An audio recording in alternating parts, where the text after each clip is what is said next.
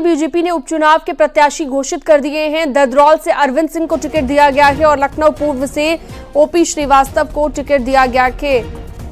तो गैनसड़ी से शैलेंद्र सिंह शैलू को टिकट। तो बीजेपी की तरफ से उपचुनाव के अपने प्रत्याशी घोषित कर दिए गए हैं। तमाम चीजों को ध्यान में रखते हुए प्रत्याशी का चयन किया गया है, उम्मीदवार का चयन किया गया है। पवन गौड़ इस पर ज्यादा जानकारी हमें दे रहे थे।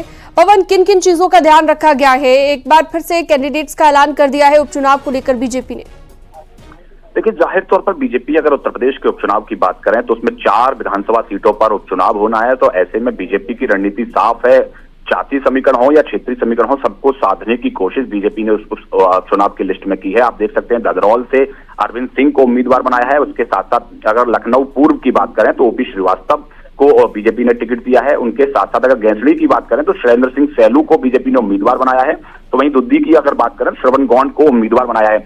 यानी कि सवर्ण को बीजेपी ने साधने की कोशिश की है। उसके अलावा कायस्थ वोटों की बात की है। श्रवण गौड़ को उम्मीदवार बनाकर एसटी समुदाय को भी साधने की बीजेपी ने कोशिश की है, चूंकि एसटी रिजर्व सीट भी है दुद्दी। तो ऐसे में बीजेपी ने अपना जातीय और क्षेत्रीय समीकरण पूरी तरह साधने की कोशिश की है, क्योंकि ये विधानसभा उपचुनाव लोकसभा चुनाव के साथ में ही इन सब विधानसभाओं पर होनी है। तो ऐसे में बीजेपी एक बड़ा संदेश देना चाहती है कि चाहे वो जातीय समीकरण हो या क्षेत्रीय समीकरण हो, सबके आधार पर ही उम्मीदवारों का चयन बीजेपी ने किया है, जिसका विधानसभा उपचुनाव में तो लाभ मिले ही, उसके साथ साथ लोकसभा चुनाव में भी जिसका फायदा पार्टी को मिल सके। तो बीजेपी की रणनीति एकदम स्पष्ट है। चाहे वो जातीय समीकरण हो या क्षेत्रीय समीकरण हो, उनके साथ साथ बीजेपी अपना पूरा एक एजेंडा है 2047 को विकसित भारत बनाने का, उस पूरे एजेंडे के माफिक ही बीजेपी अपना रणनीति बनाकर काम कर रही है। ठीक है, बहुत शुक्रिया पवन गौड़ इस तमाम जानकारी के लिए आपका।